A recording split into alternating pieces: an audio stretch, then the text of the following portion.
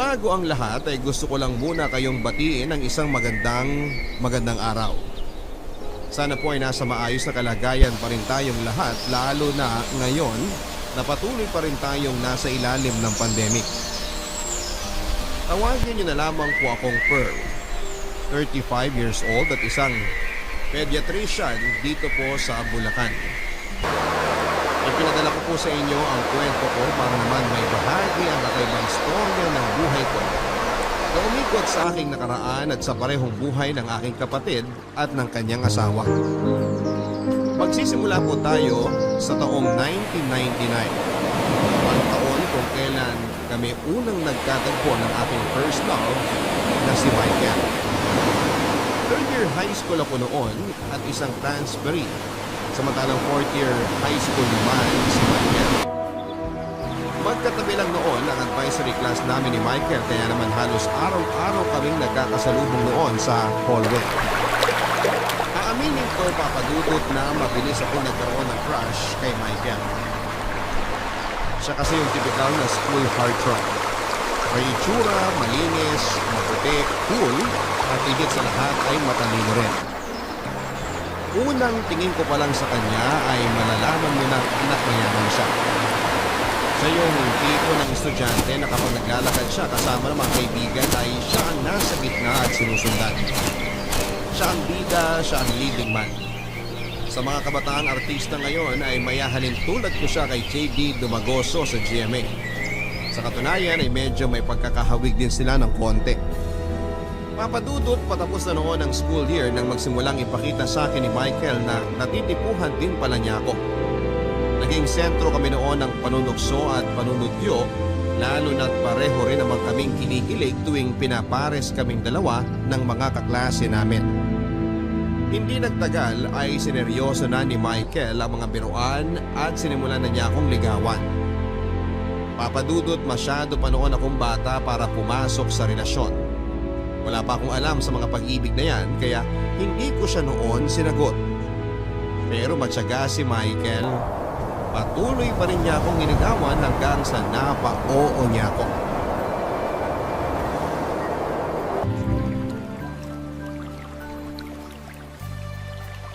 Pearl! Nandito ka pa pala? Di ka pa uwi? Oh, ikaw pala. Hindi pa. Kailangan pa namin maglinis ng gym para sa Friday Mass bukas eh. Ikaw, ba't di ka pa umuwi? Hinahanap kasi kita. Kanina pa nga ako naghihintay sa classroom niyo eh. Bakit naman? Anong kailangan mo sa akin? May sasabihin sana ako sa'yo. Ano? Next time na lang. Busy ka naman yata. Ano nga? Hindi pa sabihin, nandito ka na nga lang eh. Tara na sa gym. Nahatid na kita. Ano nga yun? Sabihin mo na. Pa-suspense naman to oh. Kanina mo pa ako hinahanap pero ngayong nahanap mo na ako tsaka ka uulo. Iba naman kasi kanina. Kanina parang ang dali lang sabihin na nasa isip ko. Pero ngayon nandito ka na at kaharap na kita, parang bigla ako kinabahan eh. Ano ba kasi yun? Ba't ka naman kakabahan sa akin? Alam mo ba kung bakit palagi tayong tinutukso ng mga kaklase natin? Bakit nga ba? Nagsimula lang naman yung mga tuksuhan dahil sa sinabi mo raw na type mo ako eh. Tama naman sila eh. Totoo yung mga sinasabi nila. Totoo ang gusto kita. Ako? Gusto mo ako? Patawa ka naman. Paano mo naman ako nagustuhan eh wala nga akong ibubuga kumpara sa mga seniors na nagkakagusto sa'yo. Sa ikaw ang gusto ko eh. Ano magagawa nila? Ikaw ang gusto ng puso ko. Ikaw ang gustong tingnan ng mga mata ko. Kamay mo ang gustong hawakan ng kamay ko. Ikaw ang gusto kong makausap. Ikaw ang gusto kong makasama. Ikaw ang gusto kong maging girlfriend. Michael, seryoso ba to? Gusto mo talaga akong maging girlfriend? Oo sana, kung papayag ka. Pero... Pero kasi... Pero hindi mo ako gusto? Hindi naman sa ganon. Pero... Hindi ko alam. Para kasing nakakatakot magka-boyfriend eh. Natatakot ka? Bakit naman? Virgin pa ako. Girlfriend lang naman ang hanap ko. Bakit naman napunta na dyan ang utak mo? Ikaw ha? Eh basta, ayoko mabuntis ng maaga, no? Plano ko pa magdoktor. Hindi naman natin kailangan umabot sa puntong yun kung hindi ka pa ready. Dapat lang, masyado pa tayong bata. Ang gusto ko lang naman, maging girlfriend kita. Gusto ko, ako maghahatid sa'yo pa uwi. Gusto ko ikaw katabi ko tuwing recess or lunch break. Gusto ko, tawagin mo akong mahal. Basta, wala munang ganun, ha? Pangako ko yan sa'yo. Hindi naman kita pipilitin kung ayaw mo eh. Sige. Anong sige? Umapahig ka na ba na maging boyfriend ako? Oo. Pero, paano bang gagawin? Wala namang kailangan gawin. Pero simula ngayong araw na to, akin ka na at sa'yo na ako. Tapos, mahal na ang tawagan natin para mas sweet. Ganun ba? First time mo lang bang magka-boyfriend? Oo, halata ba? Kitang-kita ko ang takot sa mukha mo eh. Para ka namang nakakita ng hold-upper. Baka sabihin nila, tinatakot kita ha? Hindi naman. Gusto rin naman kita eh. Nung una pa lang kitang nakita, crush na talaga kita eh. Eh, nakakanilang girlfriend ka na ba? Mukhang sanay ka na sa panliligaw ah. Pang-ilan na ba ako? Pangatlo? 3? Halos magkaedad lang tayo, nakatatlo ka na? Yoko na, maghiwalay na tayo! Lo, ito naman di na mabiro. Pangalawa ka pa lang. Mahal, antayin mo ako! Si Michael ang may tuturing kong high school sweetheart ko, Papa Dudut. Ang relasyon naming nagsimula sa puppy love ay tumagal at mas tumibay pa hanggang sa pareho kaming makapagtapos ng high school. Sa pagtungtong namin ng college ay doon nasubok ang tatag ng relasyon namin ni Michael. Sa Manila siya nag-aral ng communication arts samantalang ako naman ay mas piniling sa Baguio kumuha ng medicine. Doon po kasi nagtapos ang nanay ko na isa na ngayong cardiologist at gusto kong sundan ang mga yapak niya. Sa pagpili pa lamang ng eskwelahan ay nagkaroon na kami ng kaunting tampuhan ni Michael. Gusto niya kasi na sa paralan kung saan siya nag-aaral niya ako gustong mag-enroll para hindi na kami magkalayo pa. Ang problema nga lang ay bago pa man naging kami ay matagal ko na po talagang planong mag-aral sa Baguio. Bata pa lamang kasi ako ay palagi ko nang naririnig sa nanay ko kung papaanong ang college life niya ang isa sa mga pinaka-exciting and unforgettable moments sa buhay niya. At gusto ko rin maranasan yun. Isa pa ay marami na siyang koneksyon sa Baguio. At palagi pa niya akong ibinibida sa mga kakilala niyang doktor na ang ilan ay professor na rin sa Baguio. Nagtampo man noong una. Sa huli ay pinayagan din naman ako ni Michael na sa Baguio mag-aral. Naging madali ang unang 2 taon ng buhay ko sa kolehiyo. Nagkaroon ako ng mga bagong kaibigan at kakilala. Mabilis din ako nakapag-adjust kahit na mag-isa lamang akong nakatira sa Baguio. Samantala sa relasyon namin ni Michael, Papa Dudut, ay medyo nahirapan kami sa bagong setup namin. Malimit din kasi ako noong umuwi at halos once a month na lang kami noon kung magkita ni Michael. Hindi naman naglaon ay nasanay din kaming dalawa at agad naman kaming nakagawa ng paraan para maipagpatuloy ang relasyon namin. Kaso nga lang, Papa Dudut, ay hindi biro ang kinuha kong kurso. Kinain nito ang bawat oras at araw ko. Kinailangan nito ng buong atensyon at concentration ko na kapag hindi ko ito sineryoso ay talagang babagsak ako. Doon na po ako nagsimulang mawalan ng oras para kay Michael nang hindi sinasadya. Akala ko noon ay maintindihan niya ang sitwasyon ko. Pero hindi ko inakalang eto na pala ang pagmumula ng mga hindi namin pagkakaintindihan. Nagsimula kami magkaroon ng trust issues sa isa't isa. Nahirapan na kaming pagsabayin ang relasyon at pag-aaral namin sa puntong malagi na kami noong nag-aaway. Grabe, ang lamig pala dito sa Baguio, no? Ano ate, saan tayo mamamasyal mamaya? Gusto ko sanang pumunta sa strawberry farm. Sandali lang, hindi ko matawagan si Michael eh. Bakit? Gaaway na naman ba kayo? Nagtatampo na naman ang loko. Ako daw kasi sinasagot yung tawa. Eh ba't kasi hindi mo sinagot? Busy nga ako kanina. Nakita mo naman, di ba? May problema na naman kami ng groupmates ko sa thesis namin. Napansin ko nga, kulang na nga lang magsabunutan na kayo kanina. Kasi hindi kayo magkaintindihan. Dapat kasi in-explain mo kay Kuya Michael yung sitwasyon. Alam naman niya eh. Huwag kasi nakagraduate na siya. Akala niya wala na akong problema sa school. Pinagdaanan din naman niya mga pinagdadaanan ko ngayon. Kaya hindi ko maintindihan kung bakit hindi niya ako magets. Ano ba kasing gustong mangyari ni Kuya Michael at hindi mo siya mapagbigyan? Gusto kasi niya kapag tumawag siya, kailangan masagot ko kagad. Gusto niya kapag nag-message siya, may reply kagad. Pag nag-good morning siya, kailangan mag-good morning din ako kagad. Hindi niya alam na hindi pa ako natutulog sa dami ng school requirements. Eh di tawagan mo siya ngayon. Ngayon na wala kang ginagawa. Tinatawagan ko na nga, di ba? Ayaw nga sagutin, oh. Baka naman nagsiselos. Kasi may time kang mamasyal kasama ako tapos siya, hindi mo mabigyan ng oras. May mga oras naman ako na available ako tulad ngayon. Kaso nga lang, kapag nangangailangan siya ng atensyon, wrong timing. Mangangamusta kapag busy na ako, tatawag kapag tulog ako. Ano na lang yung gagawin ko, di ba? Siya na nga yung ang sarap-sarap ng buhay kasi graduate na siya tapos ako pa yung kailangan na mag-adjust. Ang harsh mo naman sa kanya. Buti nga sweet pa rin yung jowa mo sa'yo eh. Eh, wala naman sinagari yung pagiging sweet niya eh. Piruin mo ha, wala na nga kaming kain ng mga groupmates ko para lang makahabol sa deadlines tapos magtatanong siya kung kumain na ba ako. Para nakaka-insulto, nakakagigil. Masyado ka kasing sensitive. Yung mga frustrations mo sa school, kay Kuya Michael nababaling. Baka feeling kasi niya nababaliwala na siya.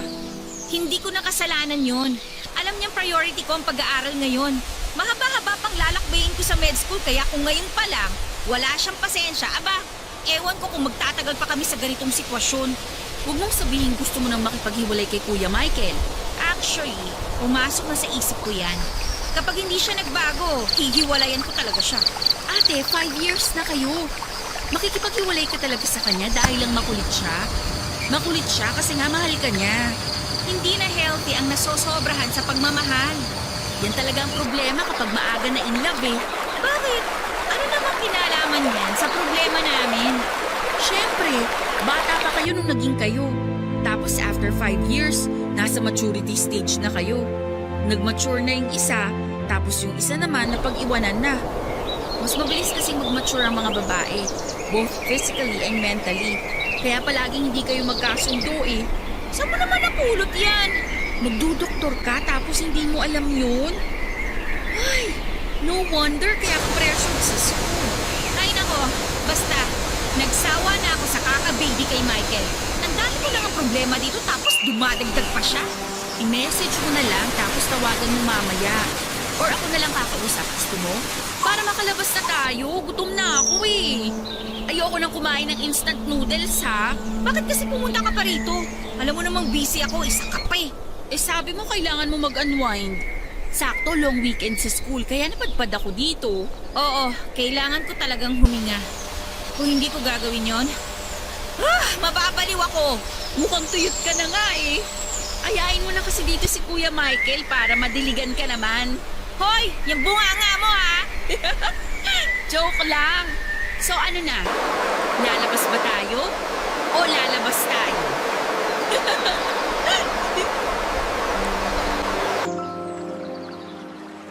Papadudot maliban sa pagiging kapatid ay parang best friend na rin ang turing ko kay Patricia. Mas matanda ako ng 2 taon kesa sa kanya pero sa aming dalawa ay mas malawak ang pangunawa niya. Kaya naman siyang palagi kong takbuhan tuwing nagkakaroon ako ng problema. Siya ang pinupuntahan ko kapag nangangailangan ako ng advice o kapag hirap akong makagawa ng desisyon sa buhay.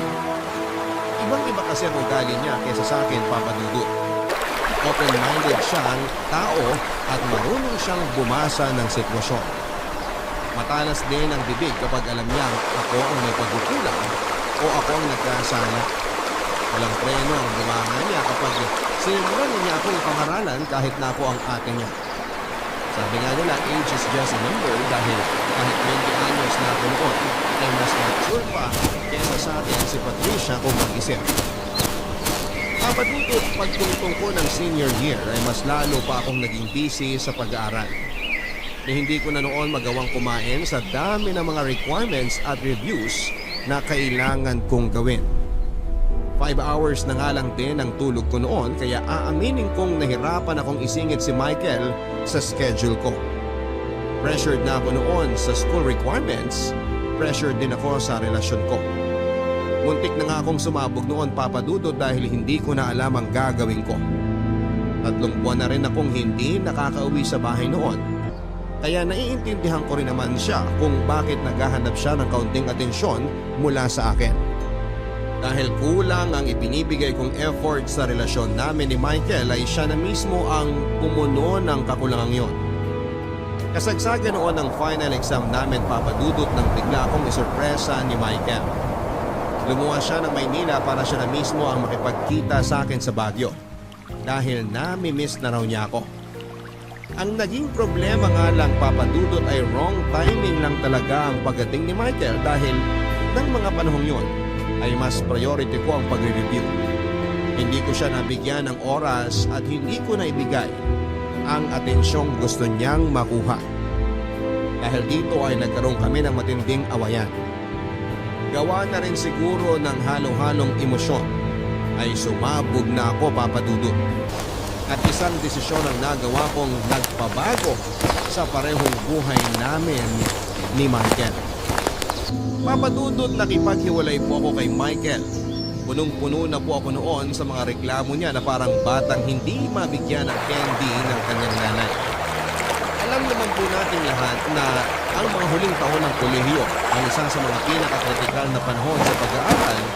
Kaya nawala na po ako ng choice kundi tapusin na lamang ang mahigit 5 taong relasyon naming dalawa. Wala talagang lugar ang pag-ibig noon para sa akin dahil priority ko ang studies ko. Nag-decide akong tapusin ang relasyon namin ni Michael dahil sa halip na maging inspirasyon ay naging pabigat na lamang ito sa pag-aaral ko. Pareho kaming ma-pride ni Michael at hindi niya pinaglaban ang relasyon namin at ako naman ay pinanindigan ko ang naging desisyon ko. Umalik siya sa Maynila na broken-hearted, alam kong nasaktan siya sa ginawa ko. At maging ako naman noon ay nalungkot din noong hiwalayan ko siya. Pero katulad nga ng sinabi ko ay wala pang lugar ang emosyon na yon sa isip ko dahil sobra pa akong tutok sa pag-aaral noon. Ni hindi ko nga po agad nalaman na lumipad na pala papunta ng Australia si Michael. Weeks pagkatapos ng breakup namin para doon daw mag-move on, ayon kay Patricia. Doon kasi nakatira ang nanay niya at ang pangalawang pamilya nito at mabuti na rin yun papadudot para naman pareho kaming makapag-focus sa sarili naming buhay. Sa pagkawala ng problema ko sa pag-ibig papadudot ay tinuong ko ang buong atensyon ko sa pag-aaral.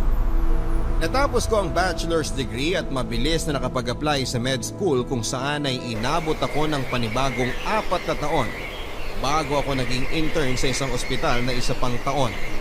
Sa awa ng Diyos ay nakapasa naman ako sa licensure examination at matapos makuha ang lisensya ay nagpahinga na muna ako ng 1 taon bago ako nagsimula ng residency training para sa pediatrics na inabot naman ng 3 taon. Matapos ang residency ko ay nag-training muli ako ng 3 taon pa para naman sa fellowship. Papadudot umabot po ng 16 years ang ginawa kong pag-aaral para lamang maging ganap na doktor. Hindi pa kasama rito ang elementary at high school. Sa 16 na taon na yon ay hindi sinasadyang nahiwalay ako sa pamilya ko. Inaamin ko na marami akong nakaligtaan sa buhay ng mga kaibigan at kamag-anak ko. Niwala na nga noong balita kay Michael na 3 years ago ay bumalik na pala ng Pilipinas, maging si Patricia na may boyfriend na pala for 5 years. Para akong bumaba sa bundok at ngayon lang nakapag-update sa mga buhay-buhay ng mga taong malalapit sa akin. Pero ang hindi ko inaasahan sa lahat ay nang biglang ipakilala sa akin ni Patricia ang kanyang boyfriend na matagal na niyang tinatago sa akin. Ay, sa wakas, nandito na yung doktora. Sorry, kagagaling ko lang sa ospital. Nag-rounds pa kasi ako eh. Okay lang. Kade-deliver lang din naman ng mga pagkain. Hindi kayo nagluto? Aba, sinong magluluto? Ikaw? Busy din naman ako sa work ko, no? Eh bakit may handaan? Anong okasyon? Of course! Kailangan nating i-celebrate na sa wakas. Matatapos na rin ang fellowship mo. Wow, bongga naman! Ano nga uli yung subspecialty mo? Pediatric Oncology. Congrats! Kung ano man yon. Baliw! Ako nagda-diagnose at gumagamot sa mga batang may cancer. Wow! What a very noble job! Loka-loka, kain na nga tayo. Kanina pa kumakalam tong sikmura ko. Ate, may ipapakilala sana ako sa'yo. Ha? Sino? Pero i-promise mo sa akin na huwag kang mabibigla, ha? Bakit naman ako mabibigla? Si Ding Dong Dantes ba yan? Basta i-promise mo sa akin. Okay. Sino bang ipapakilala mo? Han? Halika na rito! Hi, Pearl. Michael? Anong ginagawa mo rito? Anong nangyayari, Patricia? Hindi ko maintindihan. Ate, di ba nabanggit ko sa iyo noon na may boyfriend na ako? Oh, na ayaw mo ipakilala sa akin. Teka, Oo. Si Michael ang boyfriend ko. What? Ate, mag-e-explain ako. Sige, makikinig ako. Noong naghiwalay kayo ni Michael, hindi ba lumipad siya sa Australia? Galit siya sa'yo noon, pero concerned pa rin siya sa'yo. Kasi alam mo naman na biglaan yung paghihiwalay niyo, di ba? Ako ang naging source niya ng mga updates tungkol sa'yo. Nagkaroon kami ng communication habang nasa ibang bansa siya. Then, nagpatuloy na lang yung communication namin yun. Eventually, after 5 years, nandito siya sa akin.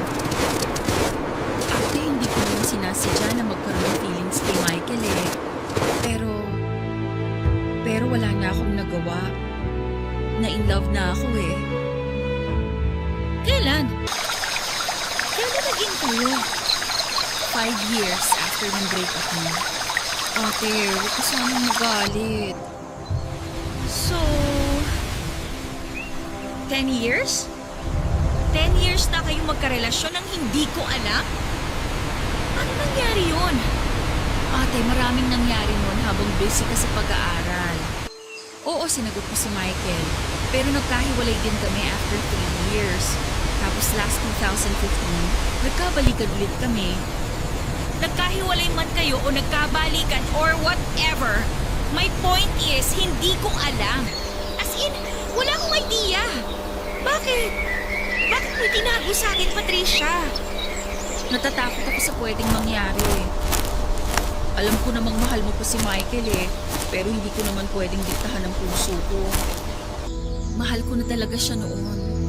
Pearl, kung galit ka man, huwag ka magalit kay Patricia. Sa akin ka magalit. Ako nanligaw sa kanya. No, hindi ako galit. Bakit naman ako magagalit? We broke up, right? So, kung sino man ang ligawan mo, kahit si Patricia pa yan, it's okay. Hindi ko naman hawak ang buhay mo eh. Ate, sorry. Hindi ako galit dahil si Michael ang naging boyfriend mo. Nagtatampo lang ako na after all those years, hindi mo binanggit sa akin na siya palang boyfriend mo. Sorry. Ayoko kasing masaktan ka eh. Tsaka sobrang busy ka pa nun sa med school. Sa licensure exam. Ang dami mong problema nun kaya ayoko nang dumagdag pa. Ganun na ba ako kamanhid nun? Sa Facebook, hindi ba kayo nag-upload ng pictures niyong dalawa? Nag-a-upload pero nakalimit lang yung post ko eh. So hindi mo rin makikita yung mga post ko na kasama si Michael. Eh si Mama, hindi man lang niya ako in-inform? Inausap ko rin siya. Ganun ka katakot sa akin? Medyo. Grabe! Wala akong masabi ah. Well, congratulations! Good luck sa relationship niyong dalawa. Okay lang ba sa'yo na... Okay na okay! Ano ba? Masaya ba kayong dalawa?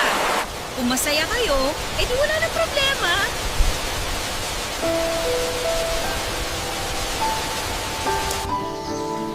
Papadudot sa totoo lang ay sobrang awkward ng muling pagkikita namin ni Michael. Hindi naging maganda ang paghihiwalay naming dalawa, kaya noong muli kaming nagkita ay hindi ko alam kung paano ko pa siya i-approach. Wala kaming naging closure. Hindi ko alam kung galit pa ba siya sa akin dahil sa nangyari o kung nakapag-move on na ba siya sa relasyon namin. Wala akong alam. Sobrang daming katanungan ang tumatakbo sa isipan ko noon ng mga panahong yon. Mas lumala pa ang sitwasyon noong malaman kong si Patricia na nga ang bago niyang girlfriend. Sa dami ng babaeng pwedeng ipalit sa akin ay bakit ang kapatid ko pa? At sa dami ng pwedeng i-boyfriend ng kapatid ko ay bakit ang ex ko pa?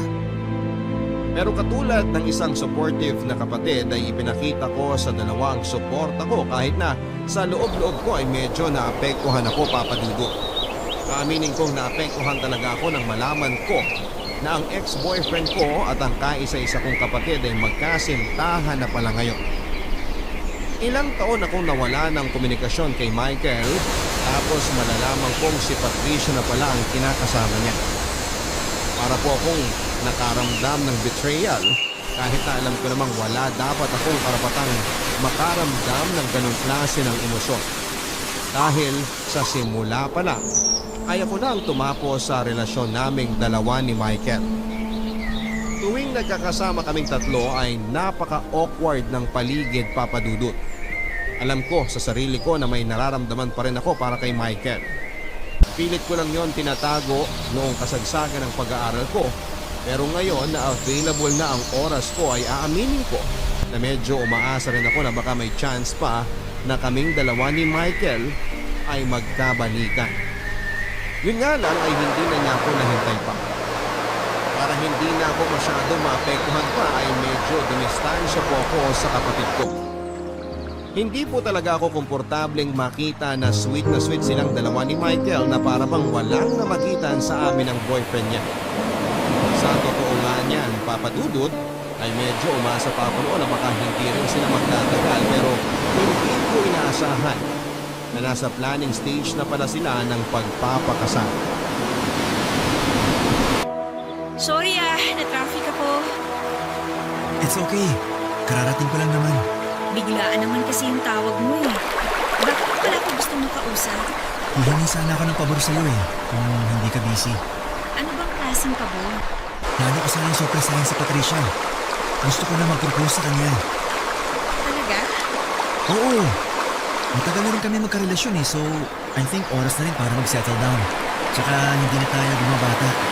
Tama nga naman, pero ano kinalaman ko sa magiging proposal mo? Gusto ko sana magpatulong sa'yo. Plano ko mag-propose sa bahay nyo. Actually, may mga nakausap na ako na mag-aayos sa bahay for that day.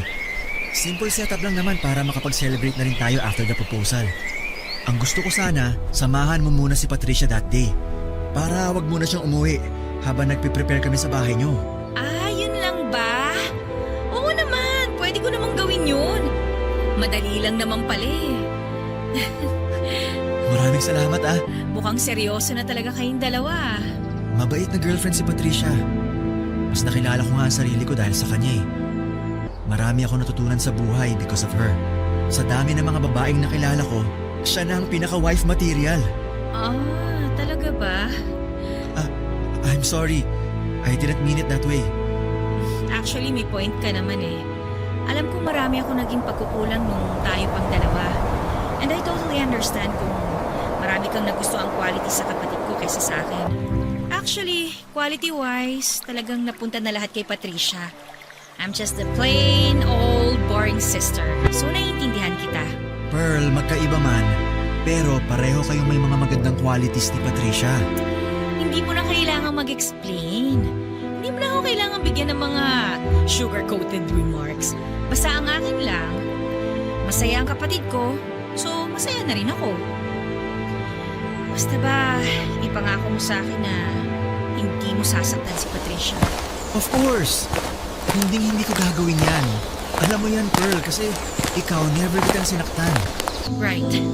Ako yung bumasag sa puso mo eh. Nagalit ka ba sa ginawa ko? Aaminin ko, nagalit ako. Nasaktan ako sa nangyari. Pumunta ako sa Australia dahil sa nangyari. Alam mo naman, ayokong pumunta ron. Kahit na gusto na akong kunin ni Mama. I stayed because of you. Tapos, iniwan mo lang ako. I'm sorry. Pero, worth it naman, di ba? Tingnan mo, doktora ka na. Nakuha mo na sa wakas yung matagal mo ng pangarap.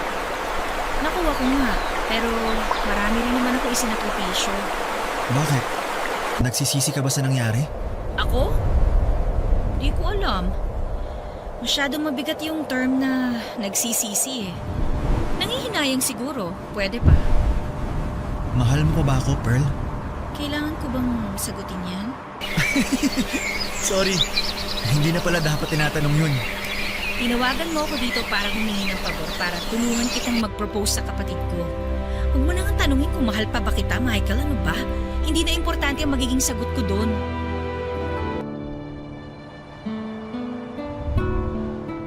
Sa tulong ko, Papa Dudut, ay naging successful ang surprise proposal ni Michael kay Patricia.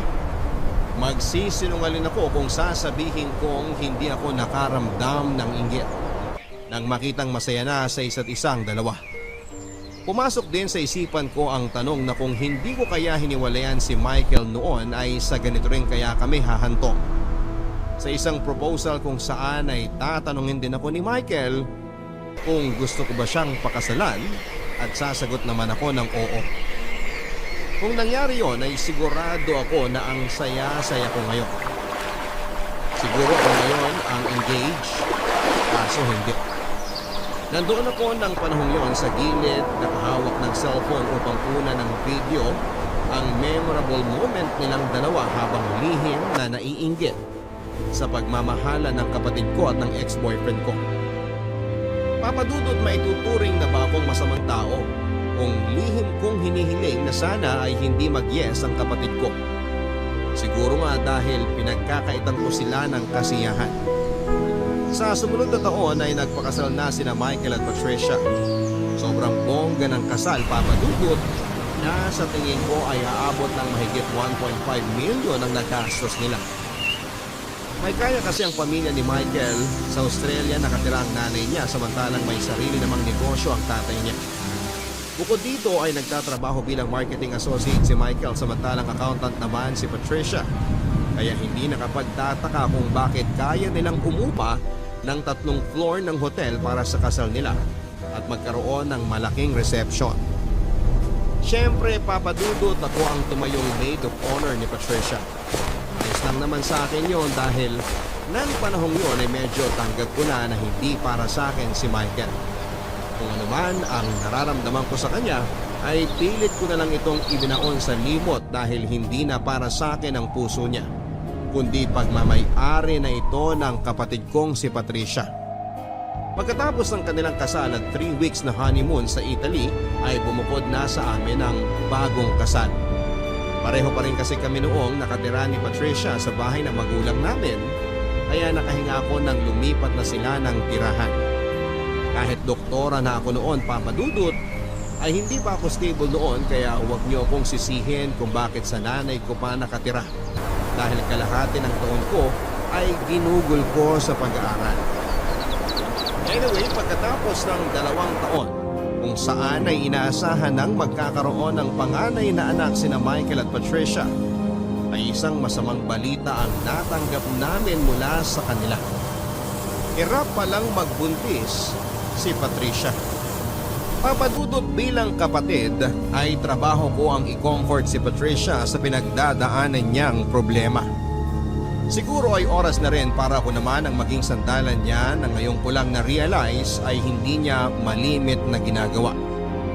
Doon ko lang napagtanto, Papadudot, na hindi ako ang takbuhan ni Patricia kapag may problema siya. At napansin ko rin na hindi siya gaanong nagsishare masyado sa akin ng problema.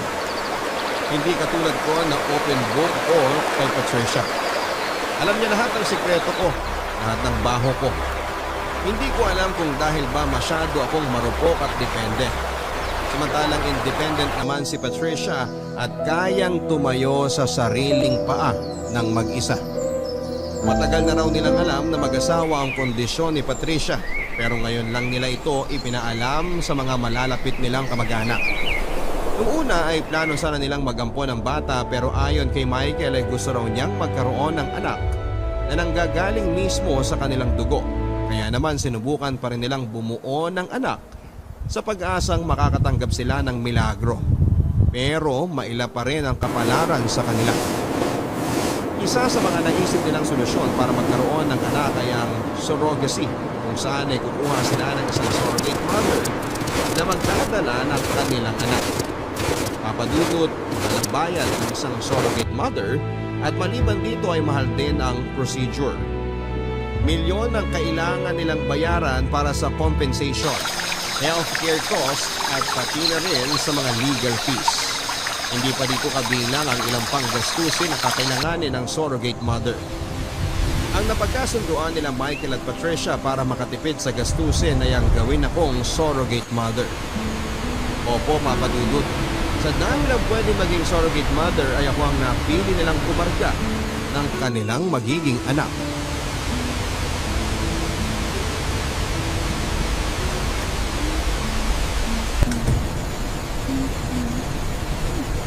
Patricia?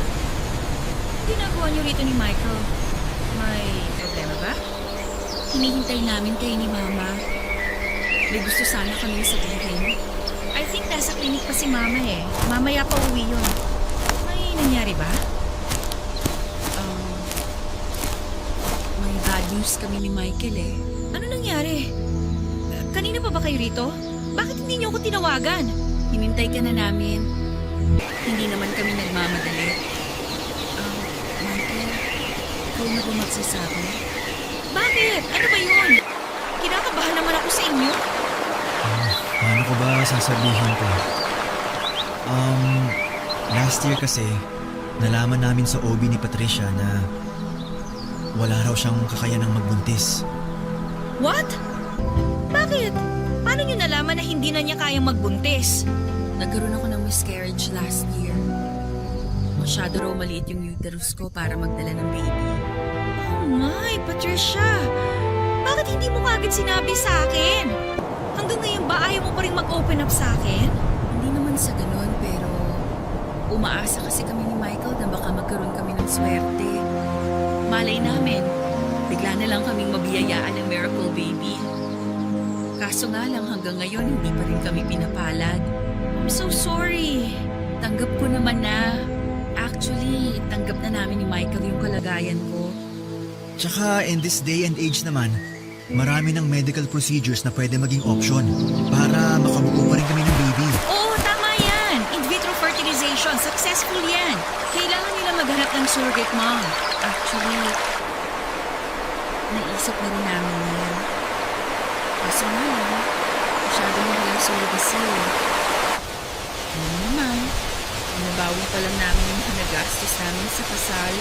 Oo anong plano mo yun? Michael, pwede bang maiwan mo muna kami saglit? Gusto ko lang makausap si ate ng mag-isa.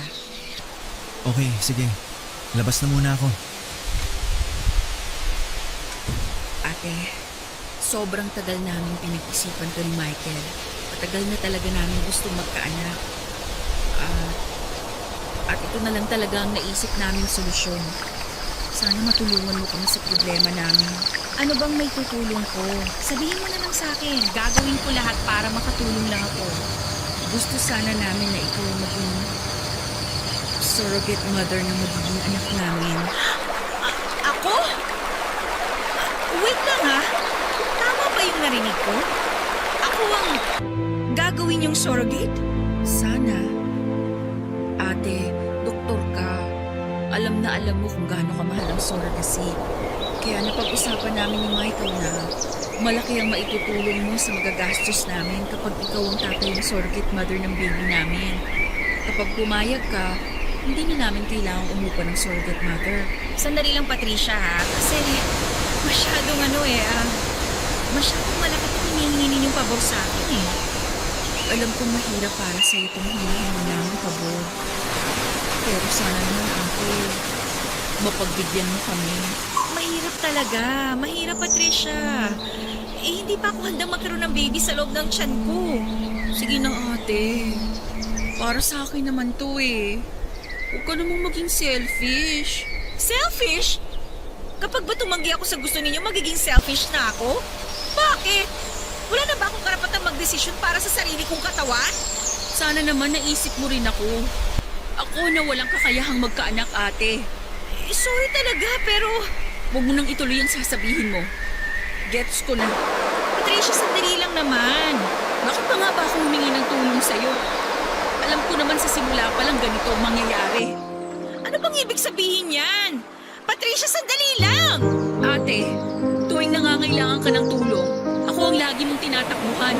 Nandiyan ako palagi kapag hindi mo alam ang ginagawa mo. Ngayong ako naman ang nangangailangan ng tulong, hindi mo ako matutulungan? Tapos nagtataka ka kung bakit nagtatago ako ng sikreto sa'yo? Ngayon, alam mo na ang sagot. Patricia!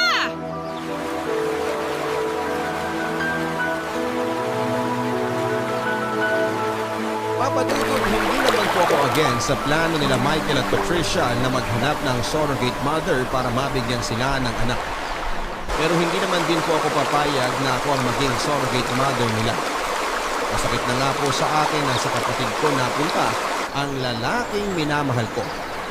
Ako pang tumayo nilang maid of honor tapos gusto pa nila ako ngayon na ako ang magdadala ng magiging anak nila.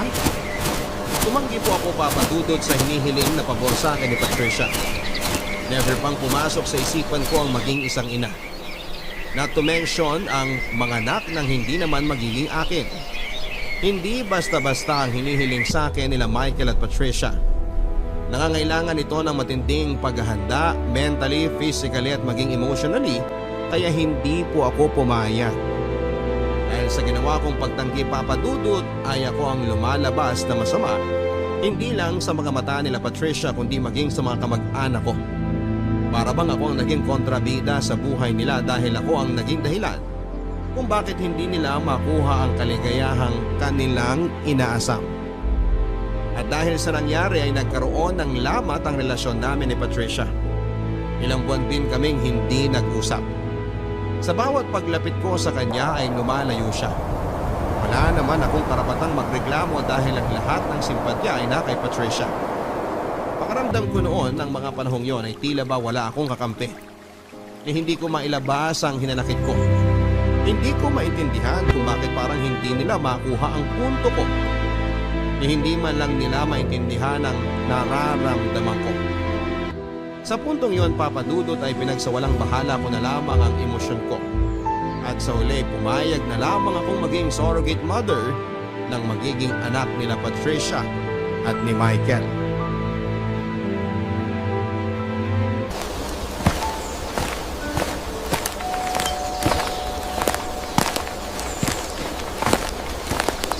Oh, Pearl! Naparito ka. Nandyan ba si Patricia? Gusto ko sana siyang kausapin. Sige. Nasa loob siya. Pasok ka. Galit na ba siya sa akin? Hindi ko naman masasabing galit siya. Pero may konting tampo siguro. Ganun ba? Pearl, kung hindi mo talaga kaya, okay lang kahit tumanggi ka. Hindi mo naman trabaho na bigyan kami ng anak eh. No pressure. Naiintindihan ko naman si Patricia eh. Tama nga naman siya. Sa buong buhay namin, si Patricia ang laging tagasalo sa mga problemang hirap akong solusyonan. Sa kanya ako lagi kumakapit kapag hindi ko na kayang lumaban. Ngayon na nga lang siya hihingi ng tulong sa akin tapos hindi ko pa siya mapapagbigyan. Hindi rin naman kasi madali yung hinihingi namin sa'yo eh. Kaya naiintindihan ko nararamdaman mo. Alam mo, nagbago ka na talaga. Bakit mo naman nasabi? May empathy ka na kasi sa ibang tao samantalang nung boyfriend pa kita. Hindi mo man lang ako naintindihan no? Lahat naman tayo nagbabago eh. Inabot nga lang ako ng taon para makarating sa ganitong maturity. Sandali lang. Tatawagin ko si Patricia. Han? Andito si Pearl. Patricia, Oh, ba't nandito ka? Anong ginagawa mo rito? Pumunta ako rito para sabihin pumapayag na ako. Talaga? Oo, pumapayag na ako maging surrogate mother ng magiging anak nyo. Ate, salamat! Habang buhay kong tatanungin na utang na loob to sa'yo. Hindi mo alam kung gaano mo ako pinasaya ngayon. Para saan ba't naging magkapatid tayo kung hindi naman kita matutulungan sa problema mo, di ba? Pwede ko bang tanungin kung anong nagpabago ng isip mo? Alam mo, narealize ko na sa buong buhay ko, ikaw palagi ang katulong ko sa mga problema ko. Ikaw yung naging ate ko kahit na ako naman ang panganay sa ating dalawa. Narealize ko na kapag nangangailangan ako, nandiyan ka palagi tsaka handang tumulong. I'm just returning the favor. Ngayon, ikaw naman ang nangangailangan. Siguro dapat rin na gampanan ko yung pagiging ate ko sa'yo. Kung kaya ko namang ibigay yung pangangailangan mo, bakit ko naman ipagdadamot? Salamat talaga, ate! Pasensya na rin pala sa mga nasabi ko nung nakaraan. Medyo na-disappoint lang kasi ako that time. Kaya nakabitaw ako ng salitang medyo masakit. Magiging selfish talaga ako kapag pinagkaitan kita ng anak. Knowing na kaya ko namang i-provide sa'yo yun. Natagalan nga lang ako magdesisyon kasi kinailangan ko pa talagang pag-isipan to ng maraming beses. Naiintindihan naman kita, ate. Basta, kailangan ko na matinding counseling after, ha? Alam mo namang madali akong ma-attach sa mga bagay-bagay at weakness ko talaga yung mag-move on. Oo, ate, kami nang bahala dyan. Required din naman sa atin na dumaan ng counseling para sa emotional at mental state ng both parents at ng surrogate mother. Ay, good luck sa atin. May naisip na ba kayong pangalan sa baby kung sakali? Meron na! Asher, na ibig sabihin sa Hebrew, blessing. Talaga? Sa lalaki? Paano naman kung babae? May naisip na rin kami pag babae. Papangalanan namin siyang Aya, na miracle naman if translated in Arabic. Nag-research talaga kayo, ha? Oo, sobrang tagal na talaga naming pangarap ni Michael na magkaanak eh. At sa wakas, maaabot na rin namin yun dahil sa'yo. Maraming salamat, ate.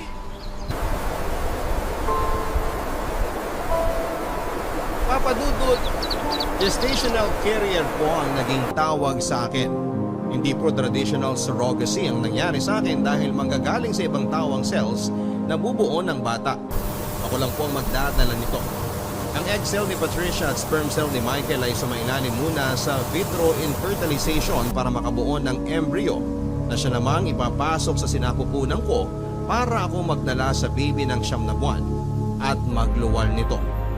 Inabot ng 10 weeks bago nagkaroon ng heartbeat ng bata hanggang sa naging matagumpay na nga ang surrogacy. Papadudod, hindi ko noon lubos maisip na nabuntis ako at hindi sa akin ang bata. Sa matagumpay na pagbubuntis ko, papadudot ay sobra-sobrang pag-aalagang ginawa sa akin ni Michael at Patricia. Halos araw-araw pa sila noon kung dumalaw sa bahay upang mabantayan ang kalagayan ko.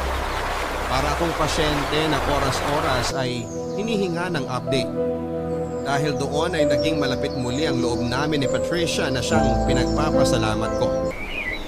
Ang hindi ko po inaasahan ay ganoon din pala ang mangyayari kay Michael at naging malapit din siya sa akin. Sa katunayan nga, papadudot ay mas hands-on pa siya kumpara kay Patricia. Kung noon ay palagi kong iniiwasan si Michael at ganoon din siya na hindi gaano akong pinapansin. Ngayon ay hinahayaan ko na lang siya na lapitan ako dahil dala ko na ang anak niya. Yung nga lang ay napansin ko mas sa akin na napupunta ang buong atensyon ni Michael kumpara sa asawa niyang si Patricia. Sa pagiging close naming dalawa ni Michael ay hindi sinasadyang muling nabuhay ang pagtingin ko sa kanya. Para bang bumalik ang kahapon? Ang kahapon kung saan ay ako pa ang babae noon sa buhay niya. Papadudot, madali lang irason na dahil sa bata kung bakit bigla na lang napalapit sa akin si Michael. Ibang klase na kasi ang pag-aalaga ang ginagawa niya sa akin na para ba akong asawa niya. Si Michael ang sumasama at naghahatid sa akin sa mga check-up ko dahil busy si Patricia sa trabaho. Si Michael din ang nagpo-provide ng mga pangangailangan ko tulad ng vitamins at pagkain. Noong nag-grade nga ako ng strawberry ay kung saan-saan siya naghanap para lamang maibigay sa akin nito kahit na hindi naman strawberry season noon. Ipinagluluto rin niya ako ng mga ulam para raw hindi puro fast food ang kinakain ko dahil baka makasama yon para sa baby. Bago pumasok sa kanyang trabaho ay dinadaanan pa niya ako para ipagluto ako ng breakfast at samahan sa paglalakad-lakad. Noong mga panahong yon, Papa Dudut, ay nakaramdam na ako na parabang ako na ang asawa ni Michael at hindi si Patricia. Aaminin ko na nagustuhan ko ang isiping yon. Hindi ko alam kung dahil ba sa hormonal changes, pero ang mga itinago kong emosyon para kay Michael ay bigla na lang nabuhay. Ang mga naramdaman ko para sa kanya noon ay bigla na lang lumutang na parabang kailan lang noong dalawa pa kami ang nagkakasama. Bigla kong na-miss ang pagiging sweet niya sa akin, ang pagiging maalaga niya at pagiging gentleman. Sa pagkakataong yon, Papa Dudut, ay doon ko pinagsisihan na pinakawalan ko ang isang tulad ni Michael. Hindi ko inakala na sobrang laki ng pinagbago niya. Mature na siya at hindi tulad noon na parabang batang excited na makakuha ng atensyon. Ngayon, naya ko naman ang parang batang umaasa na sana kami na lang muli. Na sana ibalikan na lang niya ako. Kahit na alam kong hindi na mangyayari yon. Papa Dudut, maniwala kayo sa akin. Sinubukan kong pigilan ang nararamdaman ko kay Michael. Pinilit kong itinago ang nararamdaman ko sa kanya. Pero paano ko magagawa yon kung araw-araw ko siyang nakikita? Sa bawat oras ay nakakatanggap ako ng text message sa kanya para tanungin kung maayos ba ang sitwasyon ko o kung kailangan ko ng tulong. Papa Dudut, nang mapansin kong masyado nang lumalala ang nararamdaman ko kay Michael ay ako na mismo ang kumausap sa kanya. Kahit papaano ay ayoko rin namang makagawa pa kaming dalawa ng kasalanan at masaktan ang kapatid ko nang hindi sinasadya.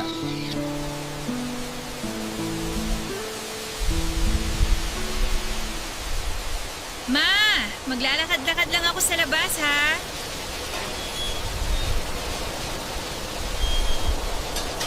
Pearl!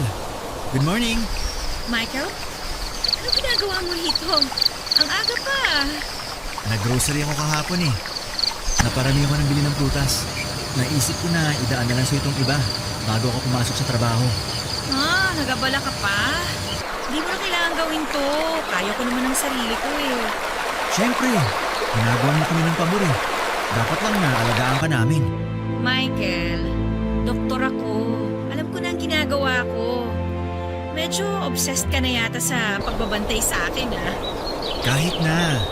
First time mo lang magbuntis. Kaya alam kong first time mo lang din na-experience ang lahat ng yan ngayon. Hindi porket alam mo na sa libro eh, alam mo na rin sa totoong buhay. Iba pa rin yung mga natututunan natin based on experience. Ay, teka, saan ka pala pupunta? May lakad ka ba? Maglalakad-lakad lang sana ako ngayon, hindi pa masyadong mataas yung araw. Exercise na rin, baka mamaya bigla akong isasaryan eh. Kaya pala kahit buntis ka na, ang ganda pa rin ng hubog ng katawan mo. Mas lalo kang gumaganda eh. Sus, binola mo pa ako. Nako, 4 na buwan na lang. Ipapanganak mo na si Baby Asher. Excited na kami ni Patricia. Ako rin naman excited na. Hindi ka ba natatakot o kinakabahan? Eh, syempre, may konting ka ba? Hindi naman birong mga anak, no? Sabi nga nila, ang mga nanay daw, nasa hukay ang isang paa tuwing manganganak. Kaya nga ginagawa ko lahat para maging healthy si baby tsaka maging successful yung delivery ko eh. Gusto mo bang samahan kitang maglakad? Akala ko ba papunta ka na sa trabaho? Magaga pa naman eh. Wala pang tao sa opisina ngayon. O sige, para may kausap din ako. May gusto rin sana akong sabihin sa'yo eh. Ano yun? Napapansin ko kasi na sobra-sobra na yung binibigay mong atensyon sa akin. Mas marami pa yatang oras ang naibibigay mo sa akin kumpara sa asawa mo eh. Natural lang yun. Kasi diba, promise nga namin ni Patricia na kami na ang bahala sa'yo. Pero hindi naman naman nangyayari. Kung ituring mo ko, parang ako ng asawa mo eh. Kailan ba naging normal ang sitwasyon natin? Dala-dala mo ang anak ng kapatid mo. Doon pa lang, hindi na normal ang nangyayari sa atin. Ang akin lang naman, sana wag mong hatiin ang atensyon mo kay Patricia para lang sa akin. Naiintindihan naman niya siguro yun. Pero ako hindi. As much as possible, ayoko sana magkaroon ng emotional attachment sa kung ano ang nangyayari sa akin ngayon. Paano pag nasanay na ako palagi ka nandyan sa tabi ko? Anong gagawin ko kapag wala na sa akin si baby? Nakukuha mo ba yung punto ko, Michael? Pearl, lahat ng ginagawa ko sa'yo ay para sa bata. Hindi ako naniniwala eh. Ano ibig sabihin ng mga damit na binibili mo sa akin? Siyempre, lumalaki ang tiyan mo. Kailangan mo ng maternity dress. Kaya kong bumili ng sarili kong maternity dress. Eh, yung bracelet na inregalo mo sa akin.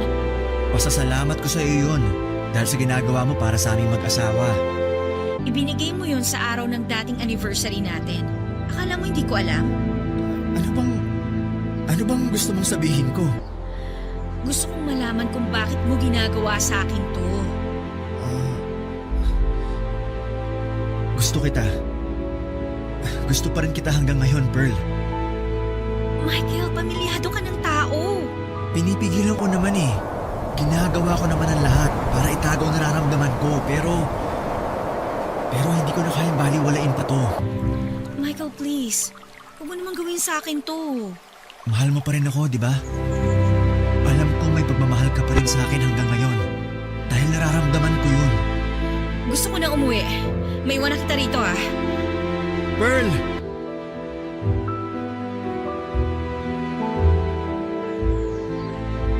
Pero matapos ang mga revelasyong narinig ko mula kay Michael, ay doon ko na-realize na hindi na maganda itong mga nangyayari.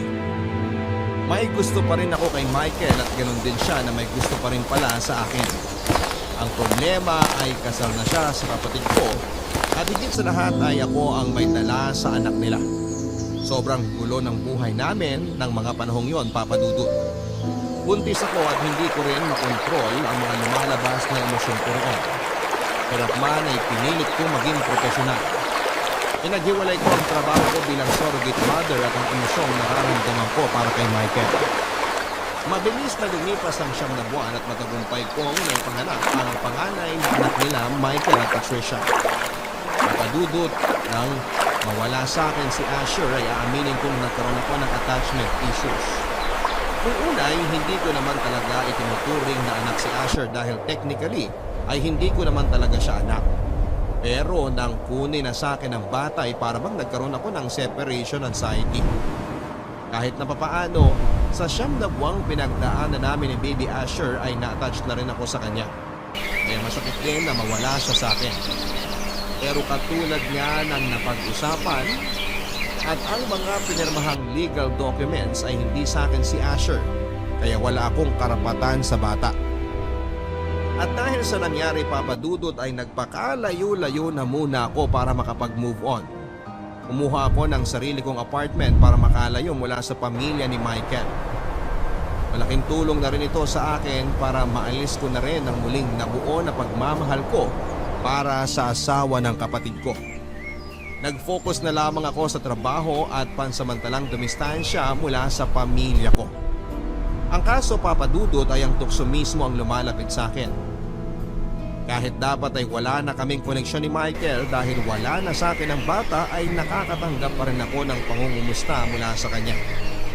Pilit niya akong hinahabol, Papa Dudut, at walang kaalam-alam si Patricia sa ginagawa ng kanyang asawa. Nang minsan bisitahin niya ako sa apartment ko ay doon na po ako nakagawa ng kasalanan. Hindi na po ako nakaiwas sa tukso. Nagpaubayan na lamang kami sa digta ng mga puso naming naghiwalay mahigit 1 dekada nang nakakalipas. Nang gabi pong yon ay may nangyari sa pagkita namin ni Michael.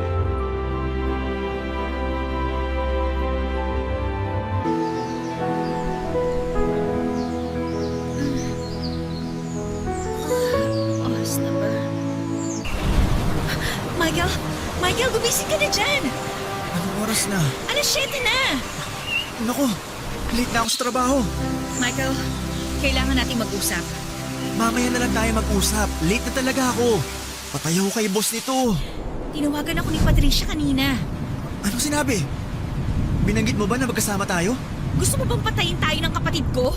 Hindi ako hibang para sabihin na nandito ka ngayon sa apartment ko. Bakit siya tumawag? Hinahanap ka niya. Hindi ka ba nagpaalam sa kanya? Ano ka ba naman, Michael? Anong ipapaalam ko sa kanya? Na pupuntahan kita? Isa na naman nagrason ka na lang ng iba para hindi siya mag-alala. Sige. Alam ko na ngayon ang gagawin sa susunod. Anong susunod? Wala nang susunod. Itigil na natin to. Mali tong ginagawa natin, Michael eh. Kasalanan tong ginagawa natin. Kasalanan ba natin na sundin ang gusto ng puso natin? Matagal nang tapos yung kwento natin. Simula nung pinangkasalan mo si Patricia, pinatig mo na ang koneksyon nating dalawa. Wala na tayong karapatan sa isa't isa. Pero mahal pa rin kita. Kung ganon, bakit mo niligawan si Patricia? Bakit mo siya pinakasalan? Mahal mo ba talaga ang kapatid ko?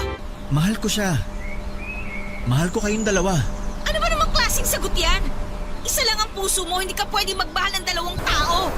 Si Patricia ang pinili mo, si Patricia na lang ang mahalin mo. Please lang! Pero paano tayo?